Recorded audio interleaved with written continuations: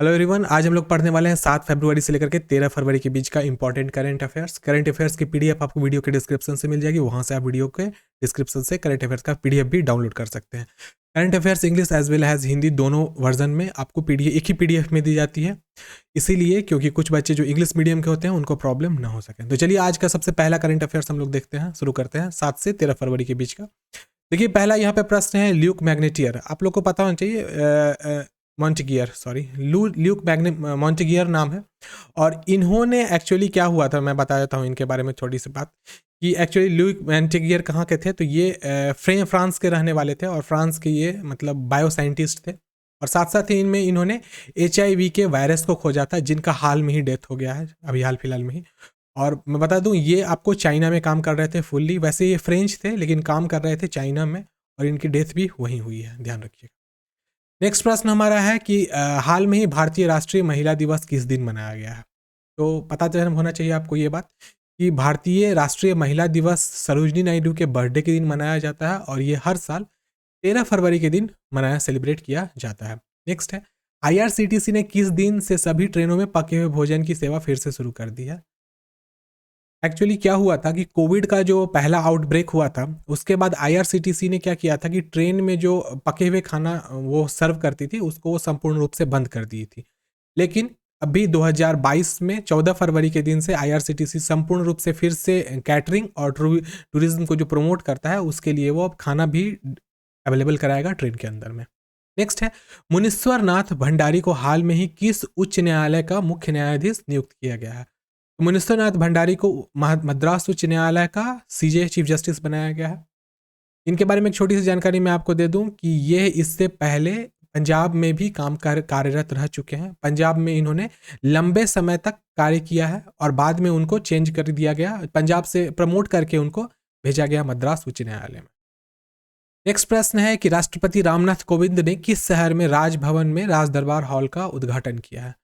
तो जैसा आप लोग, अगर हम लोग बिहार में रहते हैं, हम लोग बिहार वाले हैं, तो नीतीश कुमार आप लोगों को पता होना चाहिए कि वो क्या करते हैं कि अपना उनका एक दरबार, जनता दरबार लगता है। तो जनता दरबार में क्या होता है कि जो लोगों की सामान्य प्रॉब्लम्स होती है, जो उनका प्रॉब्लम किसी भी प्रकार का प्रॉब्लम हो उसको सुना जाता है और उसी टाइम एकदम उस प्रॉब्लम से उनका छुटकारा दिला दिया जाता है। तो उसी प्रकार को देखते हुए रामनाथ कोविंद ने क्या किया कि मुंबई में एक दरबार हॉल का वहां पे इनोग्रेशन किया है। दरबार हॉल एक्चुअली से देखा जाए तो जनता दरबार की ही तर्ज पे बनाया गया एक कम्युनिटी जनता सेंटर दरबार होगा। तो हर जनता दरबार तो हर मतलब जो है ब्लॉक में भी होता है। हाँ, तो ब्लॉक वाला देखिए ये सेंट्रल लेवल का है, ये स्टेट लेवल का है, ध्यान रखिएगा। वैसे हर स्टेट भी अब अलग अलग वो लोग कम्युनिटी में चलाते हैं, लेकिन अभी ये मतलब नई जो पहल शुरू की गई है ना, ये पहल को शुरू की गई है राष्ट्रपति के द्वारा, स्पेशल पहल शुरू की गई जो कि अलग अलग स्टेट में लगाया जाएगा। तो अभी मुंबई से शुरू हुआ है, दिल्ली में भी हो जाएगा, लेकिन पता नहीं अलग अलग यूटीज में किस प्रकार से किया जाएगा, ये तो भविष्य में ही पता चले। नेक्स्ट है, हाल में ही रेडियो दिवस किस दिन मनाया जाता है। तो रेडियो दिवस किस दिन मनाया जाता है, 13 फरवरी को मनाया जाता है। रेडियो दिवस के बारे में एक छोटी सी जानकारी दे दूं कि सबसे पहला रेडियो दिवस 2012 में लंदन में सेलिब्रेट किया गया था, और इस बार 13 फरवरी को इसका कितनावां संस्करण होगा, तो इसका 10वां संस्करण होगा। नेक्स्ट है, राष्ट्रीय उत्पादकता दिवस किस दिन मनाया गया। तो राष्ट्रीय उत्पादकता दिवस 12 फरवरी को सेलिब्रेट किया जाता है। इस सेलिब्रेशन के पीछे कारण क्या होता है कि कोई भी स्टेट रहेगा या यूनियन टेरिटरी रहेगा, वो क्या करेगा, अपने प्रोडक्शन को ज़्यादा से ज़्यादा प्रोमोटिव वे में कर सके और नए स्टार्टअप को कहीं ना कहीं से प्रमोट किया जाए, इसके लिए भी उत्पादकता दिवस मनाया जाता है। नेक्स्ट है, संसद ने सरकार द्वारा दिए गए आंकड़े के अनुसार भारत में प्रति मिलियन लोगों पर लगभग कितने न्यायाधीश हैं। तो भारत में देखा जाए तो प्रति मिलियन 21 मतलब न्यायाधीश हैं देखा जाए तो। नेक्स्ट है कि इकोनॉमिस्ट इंटेलिजेंस यूनिट द्वारा जारी 167 देशों के लोकतंत्र सूचकांक में भारत कितनेवें स्थान पे है। भारत 46वां स्थान है। भारत को इस बार कितना मार्क्स मिला है, तो 6.91 मार्क्स मिला है। और सबसे नंबर 1 पे देखा जाए तो हमारा नॉर्वे है, नॉर्वे को मिला है 9.76 मार्क्स। नेक्स्ट है हमारा, हाल में ही मशहूर अभिनेता प्रवीण कुमार सोबती का निधन हो गया, जिन्होंने प्रसिद्ध धारावाहिक महाभारत में किनका किरदार निभाया था। तो उन्होंने भीम का किरदार निभाया था। भारत द्वारा हाल में ही मनाया गया राष्ट्रीय महिला दिवस किसकी जयंती के उपलक्ष्य में मनाया जाता है। सिंपल सा आंसर है, मैंने ऑलरेडी पहले डिस्कस किया है, गुड इवनिंग खुशबू। वो सरोजनी नायडू के बर्थडे के दिन मनाया जाता है, जन्मदिन के दिन। चौथी क्वाड विदेश मंत्रियों की बैठक कहाँ आयोजित की गई है? तो क्वाड वाली इस साल करी गई है मेलबोर्न में। क्वाड के सदस्य कौन कौन है? ऑस्ट्रेलिया, भारत, जापान और अमेरिका। नेक्स्ट है विश्व दलहन दिवस किस दिन मनाया जाता है? विश्व दलहन दिवस का स्टार्टिंग सबसे पहले यूनाइटेड स्टेट से करी गई थी। इसको मनाने के पीछे सिर्फ एक कारण है कि दाल का बेहतरीन प्रकार का क्वालिटी को कोई भी कंट्री उपजा सके। तो इसके लिए यूनाइटेड नेशन क्या करता है कि हर साल कुछ फंड्स भी ऐसे कंट्री को देता है जो कि दाल के प्रोडक्शन को आगे बढ़ा सके। नेक्स्ट है आधार कार्ड पर आधारित unitary digital integrate identity framework. ध्यान रखिएगा यूडीआईएफ। यूडीआईएफ क्या है? हमारे हिंदुस्तान में आधार कार्ड इसी मैपिंग सिस्टम पे काम करता है, यूडीआईएफ सिस्टम पे। इसी चीज को अब क्या कर रहा है, हिंदुस्तान से मदद लेकर के श्रीलंका भी अपने देश में इसको इम्प्लीमेंट करने वाला है। इसके कारण क्या होगा कि देश की जितनी भी नागरिक है, आम नागरिकों को एक जिस प्रकार से हिंदुस्तान में सुविधाएं मिलती हैं उस प्रकार से श्रीलंका भी दे सकेगा। इसके लिए उन्होंने भी अपने कंट्री में यूडीआईएफ को लॉन्च कराने के लिए भारत से मदद मांगा है।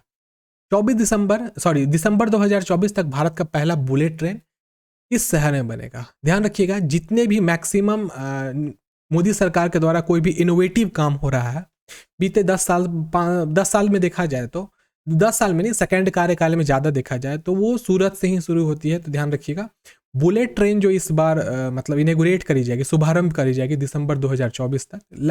लक्ष्य है दिसंबर तक इसको शुरू करने का, उसको सूरत में शुरू किया जाएगा। नेक्स्ट है हमारा, ये क्वेश्चन थोड़ा सा उल्टा मैंने लिख दिया है, मैं आपको बता देता हूँ। इसमें सक्षम नाम का एक पोत है जिसको गोवा शिपयार्ड लिमिटेड बना रही है। एक्चुअली ये जो सक्षम पोत है ये ICGS का 5th पोत है, ध्यान रखिएगा। एक्चुअली क्वेश्चन किस प्रकार से आ सकता है कि अभी गोवा शिपयार्ड लिमिटेड ने कौन सा पोत नेवल सिस्टम को दिया है, मतलब जो हमारे हिंदुस्तान की जो नेवी है उसको दिया है, तो उसका नाम है सक्षम। उसके बाद 17वां प्रश्न है हमारा कि international day of human fraternity किस दिन मनाए? तो देश में भाईचारा रह सके इसके लिए international day of human fraternity, actually ये तो वर्ल्ड वाइड मनाया जाता है लेकिन हमारे हिंदुस्तान में भी इस चीज़ को बनाना शुरू कर दिया गया है, क्योंकि देश में क्या हो कि जितने भी अलग अलग धर्म के लोग हैं, रंग वाले हैं, अलग अलग राज्य के रहने वाले हैं, उनके बीच में भाईचारा बना रह सके। इस चीज़ की शुरुआत सबसे पहले अबू धाबी से करी गई थी। अबू धाबी में इस चीज़ को सबसे पहले किस साल में मनाया गया था? तो सबसे पहले इसको 2019 में फर्स्ट टाइम मनाया गया था और ये तीसरा साल है जबकि ये लगातार सेलिब्रेट किया गया है। नेक्स्ट प्रश्न है वन राशन वन कार्ड योजना की शुरुआत किस राज्य में अभी हाल में की गई है? तो वन राशन वन कार्ड की शुरुआत मैं आपको बताता हूँ 2013 में सबसे पहली बार इसको शुरू किया गया था और अभी तक देखा जाए छत्तीसगढ़ को मिला करके टोटल हिंदुस्तान के 18 ऐसे राज्य हैं जिसमें one nation one ration card apply करा दिया गया है। नेक्स्ट है हमारा, किस राज्य सरकार ने हाल में उच्च शिक्षा का विस्तार करने के लिए ब्रिटिश काउंसिल के साथ समझौता किया है? तो मैं आपको बताता हूँ तेलंगाना जो राज्य है वो अपने राज्य में एक मतलब इंटरनेशनल कैटेगरी के एजुकेशन सिस्टम को इम्प्लीमेंट करना चाह रहा है। इसके लिए उसने सेंट्रल गवर्नमेंट से पहले ही मांग की थी जिसको पारित कर दिया गया संसद में। उसके बाद अब क्या है कि वो उसको ब्रिटिश काउंसिल से हेल्प मिलेगी अपने स्टेट में मतलब कि इंटरनेशनल लेवल का एजुकेशन सिस्टम को इम्प्लीमेंट करने में।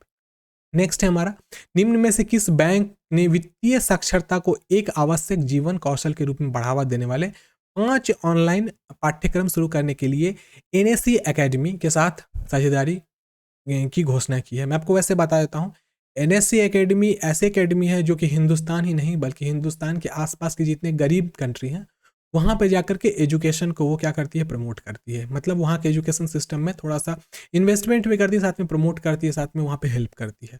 तो इस बार क्या हुआ है, इसमें स्टेट बैंक ऑफ इंडिया ने अपना कोलैबोरेशन किया है, साथ ही मिल गए हैं वो लोग और क्या कर रहे हैं, NSE को फंडिंग करेंगे जिससे कि हिंदुस्तान में एजुकेशन सिस्टम स्टेबल हो सके।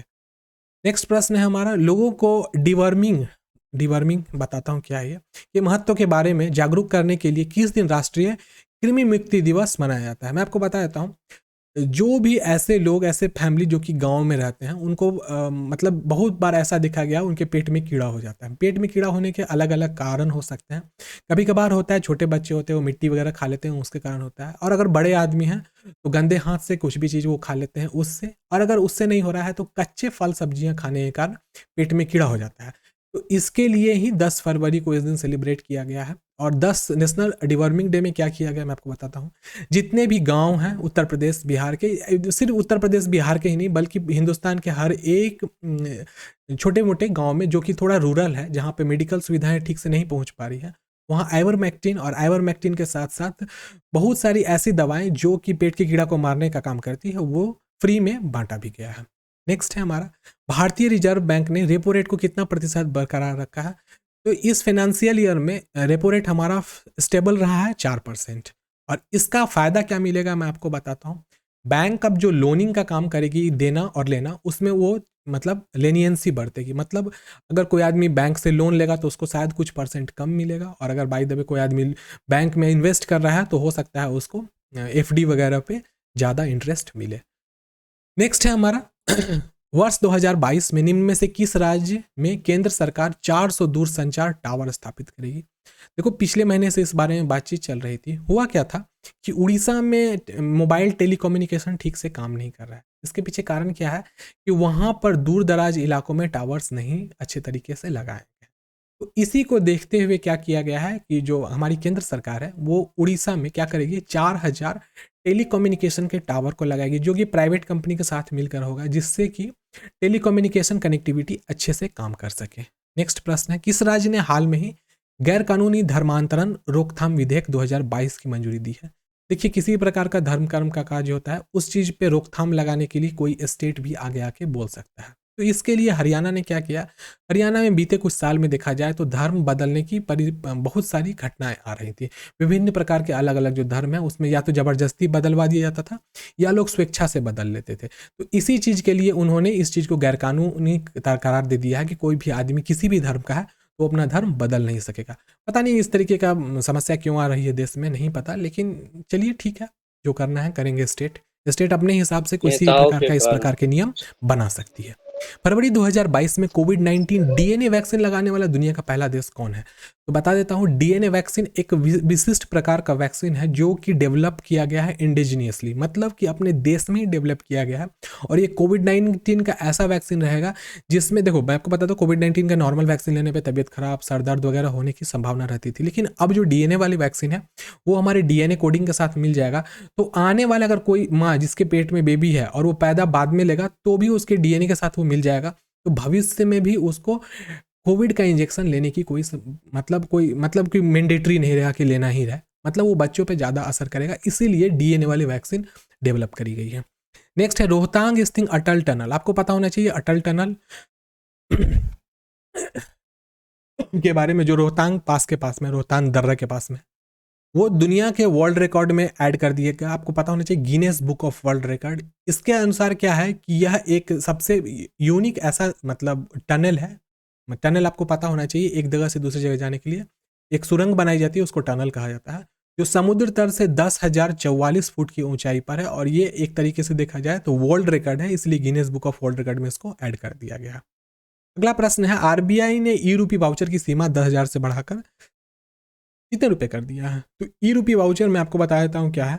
अपने देश में ही अलग अलग जगह जा करके जो लोग क्रेडिट कार्ड या डेबिट कार्ड को अफोर्ड नहीं कर सकते थे, उसके लिए स्टेट गवर्नमेंट का जितना बैंक है, सेंट्रल गवर्नमेंट की, सॉरी स्टेट गवर्नमेंट कर रहा हूँ, सेंट्रल गवर्नमेंट की जितनी बैंक है वो क्या करती है, एक कार्ड जारी कर देती है। उस कार्ड के तहत क्या होता है बच्चों कि आप उसमें पैसा, प्रीपेड में तरीके का कार्ड होता है, उसमें आप पहले 10,000 रुपया था, अभी 1,00,000 रुपया उसमें डाल करके हिंदुस्तान के कहीं भी जगह, किसी भी जगह जाके आप उससे खर्च वगैरह कर सकते हैं। तो आप बोलिएगा अगर मेरे पास बैंक अकाउंट है तो फिर मैं इस तरह का कार्ड क्यों इस्तेमाल करूंगा। तो इस तरह के कार्ड उन लोगों के लिए है जो लोग दूसरे कंट्री से हिंदुस्तान में आते हैं और वो लोग यहाँ पर अपने कंट्री का कार्ड यूज़ करके ज़्यादा पैसा नहीं मतलब ट्रांसफ़र रेट में देना चाहते हैं। मैं आपको बता देता हूँ, अगर कोई आदमी अमेरिका से यहाँ आता है और यहाँ के एटीएम से अगर वो 10,000 रुपया विड्रॉ करेगा तो हो सकता है उसको $10 या $8 का एक्स्ट्रा पेमेंट देना पड़े। लेकिन अगर वो हिंदुस्तान में 1,00,000 रुपये का क्या करेगा, वो रुपए कार्ड खरीद लेगा, तो वो हिंदुस्तान में आसानी से वन टाइम पेमेंट अपने बैंक से ही वो कर देगा, जिसमें कोई इंटरनेशनल चार्ज बहुत नॉमिनल लगेगा और साथ साथ में वो हिंदुस्तान के अलग अलग कोने में जाके खरीदारी वगैरह कर सकता है। तो इसके लिए रुपए कार्ड को बनाया गया था। बॉलीवुड अभिनेता अक्षय कुमार ने निम्न में से किस राज्य का ब्रांड एम्बेसडर बनाया। ये बीबीआई क्वेश्चन है, ध्यान रखिएगा। उत्तराखंड, जो कि आपको पता ना टूरिज्म के लिए नंबर 1 स्पॉट माना जाता है इंडिया में, वहीं के ब्रांड एम्बेसडर के रूप में अक्षय कुमार को चुन लिया गया है। नेक्स्ट है शांति श्री धूलीपुड़ी निम्नलिखित में से किस विश्वविद्यालय की पहली महिला कुलपति नियुक्त करी गई हैं? तो याद रखना जवाहरलाल नेहरू यूनिवर्सिटी, ये जेएनयू के भी नाम से जाना जाता है और ये दिल्ली में एस्टेब्लिश्ड है और वहाँ की नई कुलपति का नाम होगा शांति श्री धूलीपुड़ी। नेक्स्ट है हाल में ही विश्व यूनानी दिवस किस दिन मनाया जाता है? तो विश्व यूनानी दिवस, इसके बारे में मैं थोड़ा सा बताता हूँ कि इनके नाम पे। यूनानी दिवस याद रखिएगा, यूनानी एक मेडिसिन का एक तरीका होता है, ये एक मेडिकल टेक्नोलॉजी का एक इनोवेशन है जो कि मिडिल ईस्ट से आई है। इसके बारे में ये हिंदुस्तान में नहीं आई थी। तो हिंदुस्तान में तो एक्चुअली